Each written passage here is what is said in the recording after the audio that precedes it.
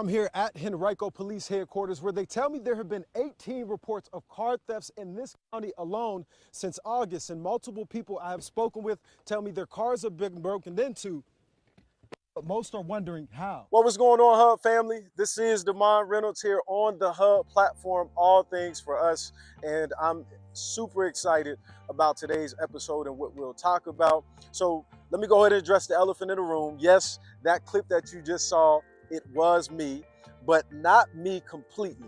That was from my time when I worked as a local TV news reporter in Richmond, Virginia, and I had the opportunity, an amazing opportunity, one, to be on TV, but also at times I felt like I was compromising. Why?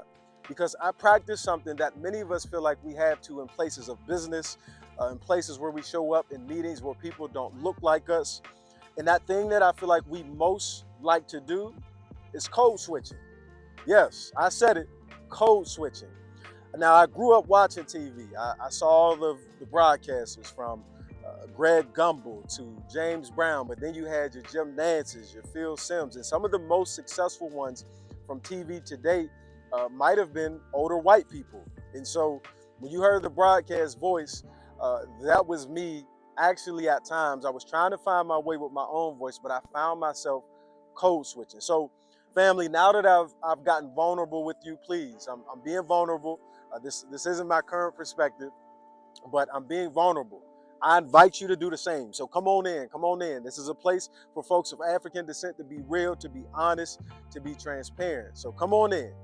Now, I want to start this off by saying, if you've never heard of the term code switching, maybe you've seen it show up in people who act like this. Check this out. I've got a joke for you.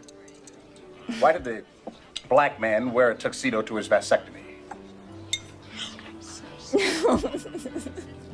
He figured if he was going to be impotent, he wanted to look impotent. Keith Hadding told me that joke.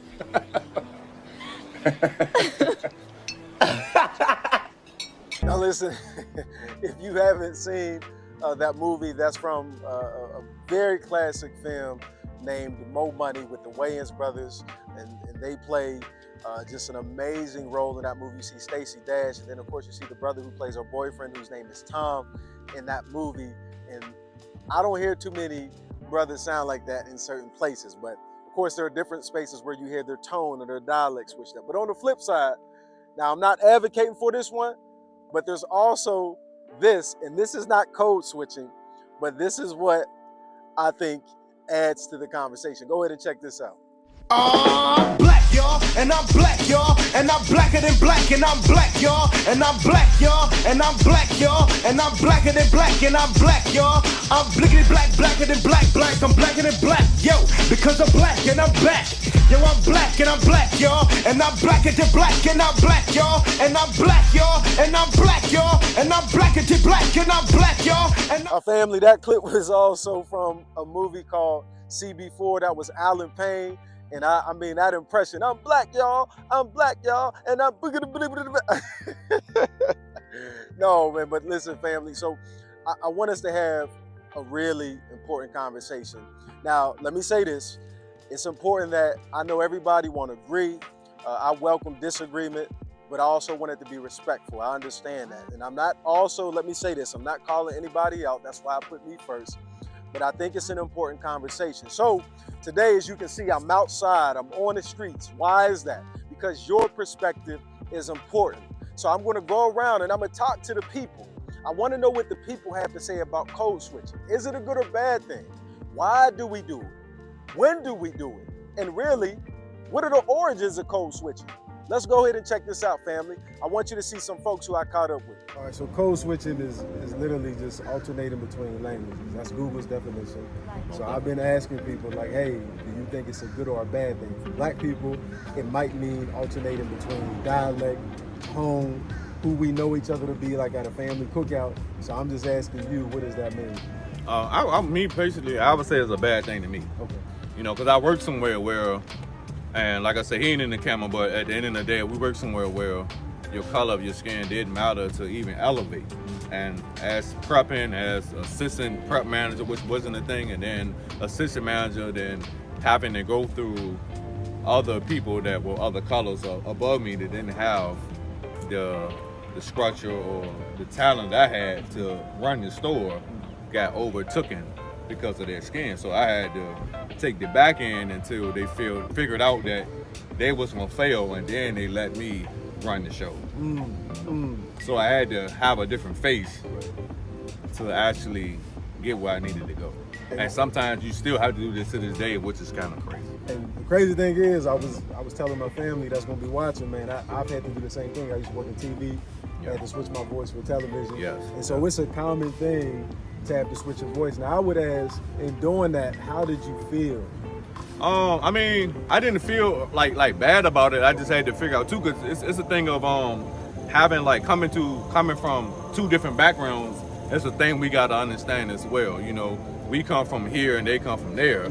So trying to elaborate both of the cultures together kind of make you understand, and then understand like why it happens sometimes, because we come from different backgrounds and they always look at us to be a certain way.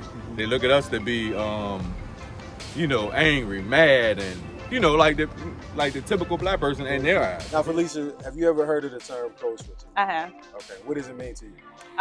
To me, it means to turn off my black side and turn on a more accepted side. Yeah. And where did you first, I guess, encounter the term, or like how did you know that was something you had to turn on? If that makes sense. When I recognized that there were people of another descent that got more promotions and were seen in a different light. Like I felt like I couldn't truly be who I was. And it was like, well, wait a minute now, I went for this promotion. What stopped me from, I'm just as qualified. Right. So I felt like I had to like turn some things. So I guess in a way, code switching is like self-preservation. Yes. So it's almost like if we don't talk a certain way, if we're not accepted, we won't get the job. Absolutely. So with all that in mind, then, is it a good or a bad thing? Whew, that's loaded. I think it's good because it allows you to step outside of a box and like be expressive, but I don't believe that you should have to turn off who you are for it to be accepted in a space like that. Like, I feel like you should be able to be you, and again, it allows you to just kind of open up, broaden your horizons, be a little more like out there. So, yeah. So code switching, have you ever heard of the term? I have heard of the term. Okay, and how have you heard it used, or what was it defined to you as? I've heard it used like on different programs on TV, at different platforms. Okay. Just relation to people code switching to get jobs, code switching when it comes to talking to people that are not your race. Gotcha. Yeah. And I know for me personally, growing up, it was taught to me as a black man that I couldn't talk the same way as I did at a cookout. And so they're like, when you're going to get this job, you got to kind of put on a certain voice. So have you ever felt like you had to do something like that, or is that something you don't do? No, because I grew up in upstate New York. So I grew up in upstate New York in a town that we were the only black family on the block. So I've always just kind of been around a lot of Caucasians. So I never felt like I had to, and I don't. So you felt like you could be your whole self? I can be my whole self. I usually am. Sometimes it's good, sometimes it's bad. Hey, you take me the way you come. Take what you get. That's exactly how it is. So by that definition, by all that you said, is code switching a good or a bad thing? It depends. I don't consider it bad, but sometimes I feel like you have to use it to get where you want to go. And we all know what that means. If you want to be in corporate America, if you want to be in management, sometimes you have to code switch. And then once you get there and people know that you are able to do the job, then you can become more of yourself. So code switching at times, and I think somebody else has said this, it's almost like self-preservation. That's exactly what it is. Okay, got That's you. exactly what it Well, is. Ms. Ruby, thank you so much for taking the time to do this. You're I very appreciate welcome. you. Yes, ma'am. Have you ever heard of the term code switching? I have. Okay. And how have you heard it used? I've heard it used when I was in school. I'm actually a teacher. Oh, wow. Yeah, so I talk to my kids about code switching a lot because I teach a lot of black kids actually, and they grow up just like I grew up here, in that they're not speaking properly, or if they do speak properly, then they're talking white. Now that's complicated, of course, but that's mostly what I heard about it from. So there's like this weird, I don't know if you remember Fresh Prince, man. Oh, yeah. In Carlton, right? Yes. He Oh, has yeah. like this weird dichotomy, having to dabble in this world, that world. Right. And so I think for you, you just said teaching your kids that. Mm-hmm. Is that something that is it a good or a bad thing then, based off of that? To have to teach them code switching. Code switching is great. Okay. Because we got to have our own language sometimes to have messages shared only within the community that don't need to go outside of that. And it's all about the culture. You got to keep it alive too. Keep that culture alive. And when would you say it's most appropriate, I guess, like when should code switching be used, if that makes sense? Well, sometimes you gotta do what you gotta do and play the game to get a job, for example. So that's the biggest thing that I tell my students is that if you have to do what you gotta do to get money, take care of your family, it's like that sometimes.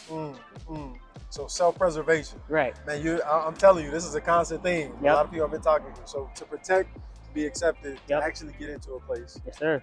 code switching is probably necessary. 100%. Yeah. Okay. Eric, thank you so much.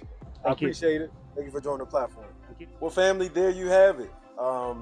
We were able just to have some amazing dialogue and conversations with some folks that I was able to meet who stopped and talked to me. And I just want to give a special shout out and tell all those folks, thank you. Thank you so much for participating. Thank you so much for offering your insights, your vulnerability. All those things matter to this conversation. And those folks are family as well. No matter their opinions, no matter what they said, it stays right here because that's just the way it should be. We have to love each other.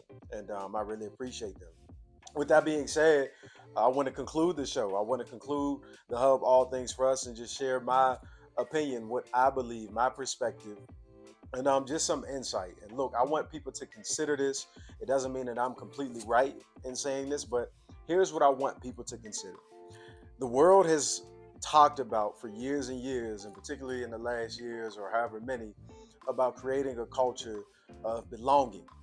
And particularly in workplaces and corporate settings and businesses, all these different places, people tell you, there's even trainings about sensitivity training to make sure that people feel like they're belonging. But as we saw in those conversations, that's not always the case.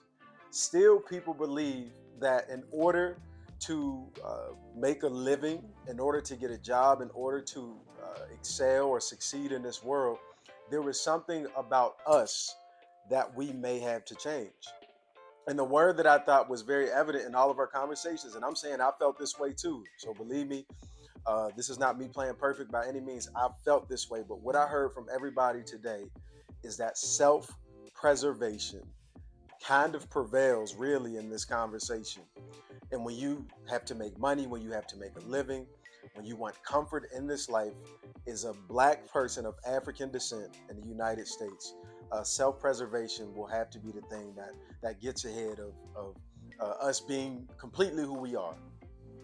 So my opinion is, family, I'm gonna approach this real quick from a few angles, and we're gonna conclude this.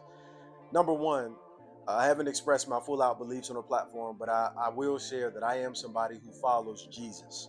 And I won't even subscribe to really necessarily saying I'm a Christian.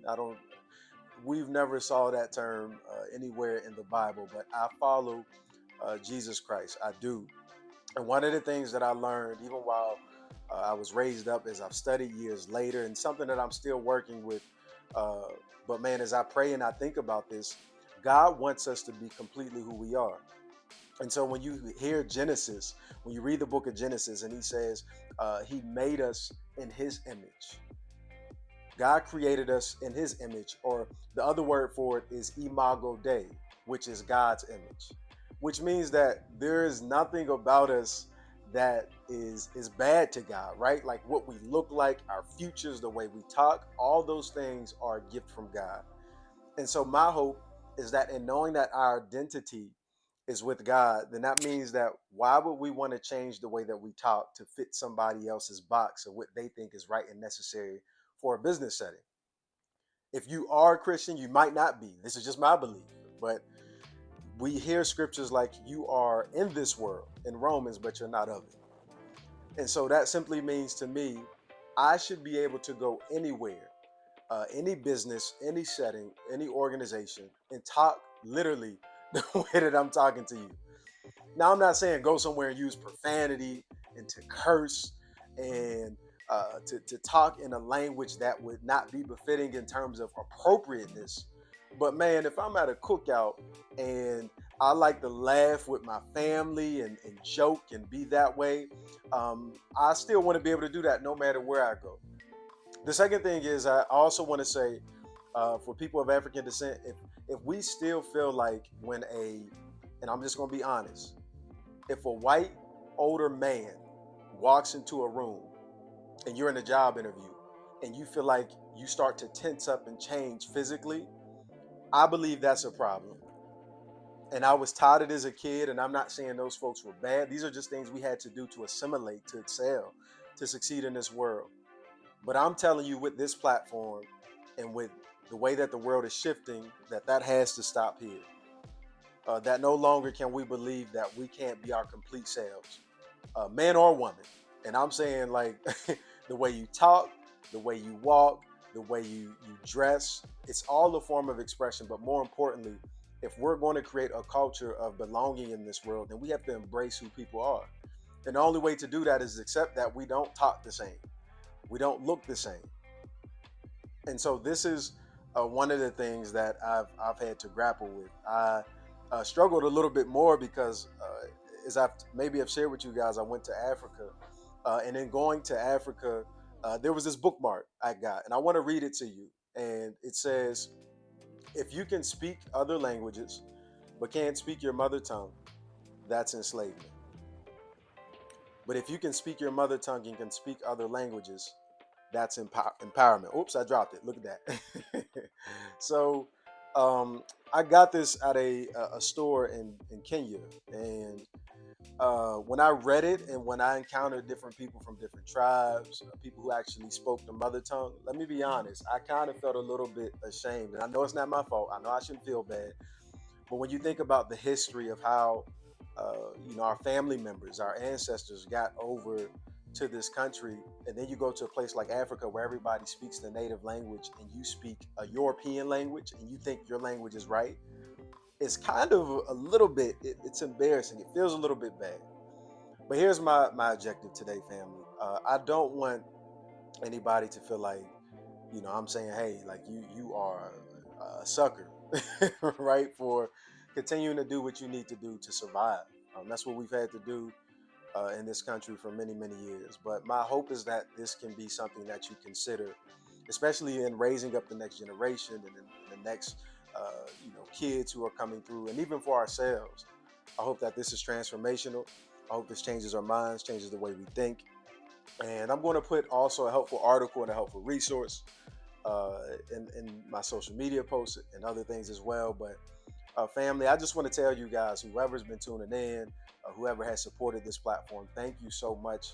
My biggest prayer is that it changes the hearts, the minds, and the perspectives of many in good fashion.